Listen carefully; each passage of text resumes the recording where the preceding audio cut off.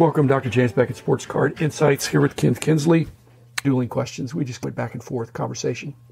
Thanks, Kin. Here it is. But first, thanks sponsors: Beckett Media, Beckett Grading, Beckett Authentication, ComC.com, Burbank Sports Cards, Mike Stadium Sports Cards, Heritage Auctions, Huggins Scott Auctions, Topps, Panini, and Upper Deck. So thanks, Kin. And here's our conversation, our questions back. I think it's difficult to jump back in.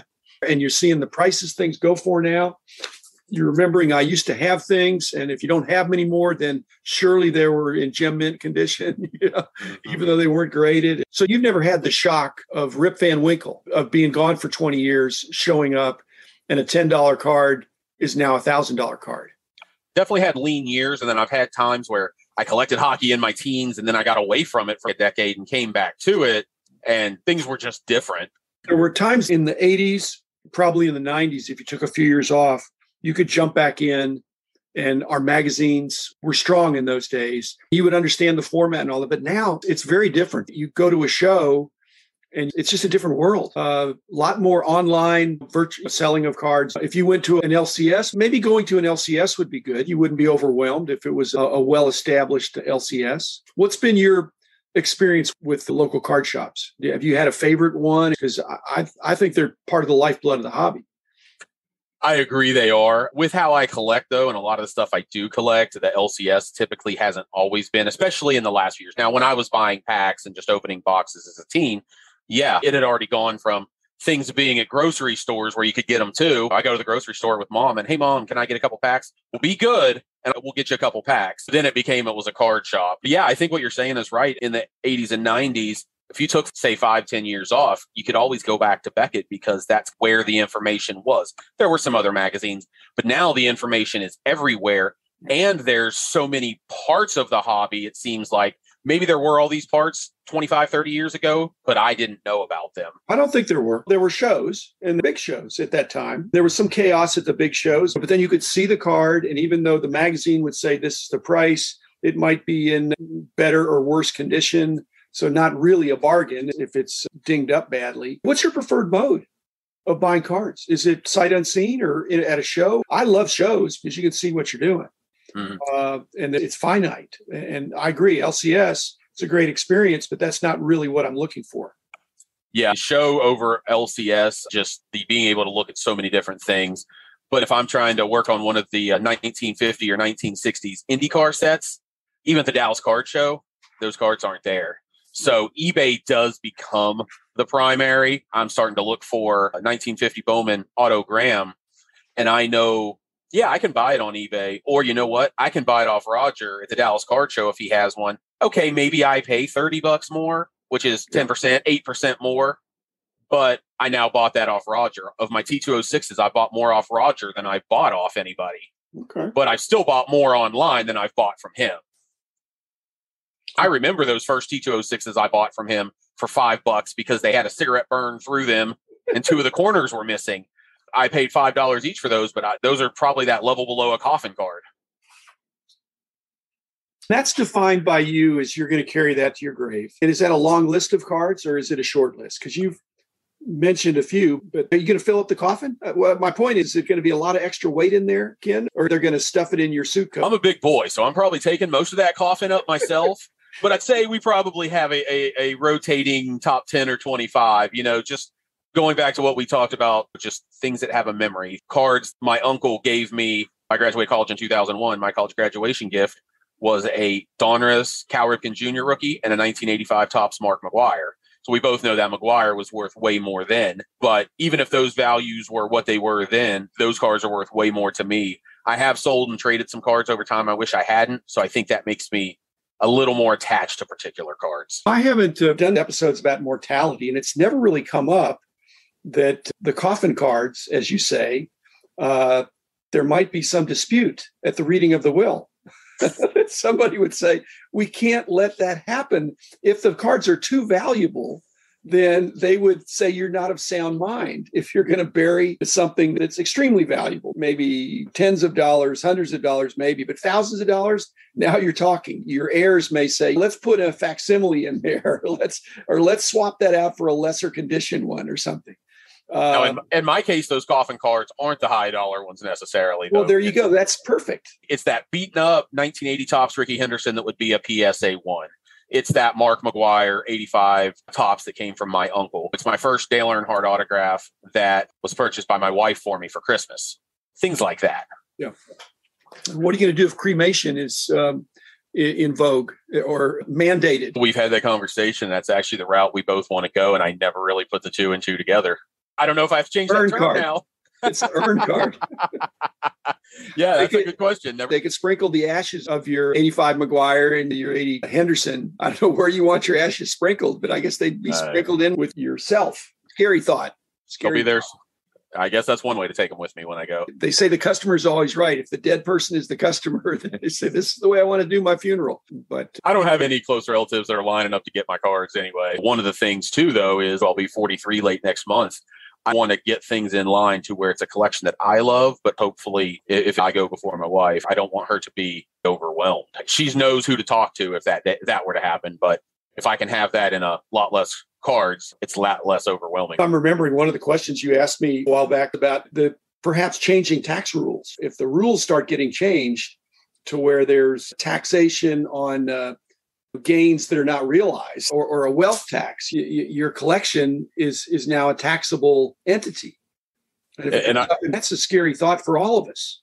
The government is going to be looking for more tax revenues, I'm sure. That wasn't even in my thought process of why I'm trying to evolve my collection a little bit. But like you said, maybe it's by how many cards you have. If you have 5,000 count boxes back there, that's a little different than if it's a handful of cards. If they took price guide value for monster boxes of even 88 Donruss, if they're a nickel a card, it's just outrageous. Absolutely. And many of them are more than that. A dime, a quarter, the monster boxes are hundreds of dollars. In some cases, you could sell it for $10 for the whole box. And that 5 to 20 cent difference between a nickel and a dime or a nickel and a quarter, people forget how quickly that adds up. Times 5,000, times 10,000, times 50,000. Yeah.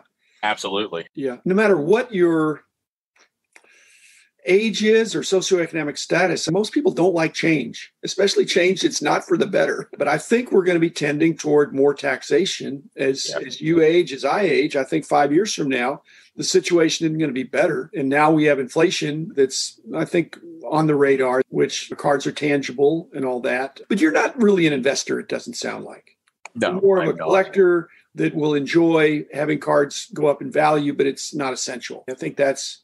Exactly. Like, I'm a big Charles Barkley fan. He's my all-time favorite basketball player. If I didn't watch the crossover with Chris House of Jordans and Josh, I didn't realize until about a month ago that Kaboom cards are just going through the roof. I have the first two Barkley Kabooms, and those are for my PC, but I also know what I paid for them, and I'm like, man, if I could sell both of these, what could I get? Maybe it's worth it. I didn't buy it as an investment, but if I can turn that into a PSA whatever autogram rookie, that's probably worth it. Yeah, I'm just the biggest proponent of collect what you love, and you really can't go wrong. But you don't restrict by trying to get cards that are in their active playing career. I just acquire them as I find them. In my Sport Lots box, I've got a lot of 260 Barclays that I won for $15 a year ago. I'll take them, I'll sleeve them up, I'll put them in there, and I have them. A lot of people in this community are great and they like to send gifts, random acts of kindness. If all I'm collecting is these 6 sets and these 6 guys, and they're all some of the greatest, that doesn't leave anybody anything to send me. But they can send me, because I personally love sending and love seeing someone get excited over a 10-cent card or a $3 card that didn't really mean that much to me. I truly believe in most cases that people feel the same way when they send me something. I like to have those other collections where, yeah, if anybody wants to send me any Charles Barkley they want, I don't care if it's playing day or not. One of the guys I really collect is Frank Gatzke, but he only has one major release and he's a Hall of Famer. Okay, yeah, I do check out the auctions, and if I can find what I think is pretty cheap, he was in some of the Donruss Classics sets, I'm going to pick that up because I can only have so many 1955 Bowman Frank Gatzke cards. What's one piece of advice you'd have for someone entering the hobby today? I think you can be seduced by the fact that most cards are going up in value. You can't even say that anymore because some things have gone up so much. The emphasis on what has already gone up to buy, that's not how people do the stock market usually. It needs to keep going up And it keeps going up if there's a reason, but it's buy something you think is going to go up or buy something you think is undervalued. Most people don't have a good reference for what would be undervalued. As we said about Rip Van Winkle, if you were collecting 20 years ago and then you came back this year, would there be any bargains out there at all other than some junk wax stuff? But stuff at the shows, you just would have a sticker shock. And if people were to go slow, because this is a passion hobby. In passion hobbies, you don't want to go slow. You want to jump in with both feet and really get the full enjoyment right from the get-go. But if you were to study it a little bit, I'm more on the analytical side, or make smaller bets. Don't jump in and buy the most expensive card immediately. Learn about the hobby, see what the scarcities are, not just looking at pop reports. Because pop reports are the point in time that so many have been graded, but if an unpopular player hits it big, the initial pop reports are going to be really low. He's going to look low pop. You wake up a year later, if he has enduring value, he's going to be all over the place. Junk slabs, as they say. Yeah. There are some wrong ways. Well, one wrong way is to borrow a bunch of money or take money from your family. There are no sure things. My 7 existential threats to the hobby of things that could happen to our society, but that could cause even Mickey Mantle to go down. People say Mickey Mantle could never go down. Babe Ruth could never go down. If everything goes down, then baseball cards are going to go down too. And there's different ways that could be. I don't think those are very unlikely, and it probably won't happen. But something could happen, and you shouldn't bet the whole farm, even in collecting. And if those do go down, then it's probably something catastrophic. And we've got bigger issues than what our baseball cards are worth. But I've often said, if everything dropped in half, you'd be very curious about what was out there for Charles Barkley. Mm-hmm. You'd be looking to pick up stuff that heretofore you were thinking, I really don't want to spend that kind of money on that card. You bought the Kaboom cards because you liked Barkley. I bet you didn't pay anything close to what they're going for now. No, anything absolutely close. not. They could be 1,000% more now. But you said, these look cool. It's my player. I'm going to buy it. They're good. Inserts are now back in vogue, I think. Absolutely. Of the colorful, attractive ones. If you could undo one trading card intervention over time, what that might be? I have one trade I'd like to undo.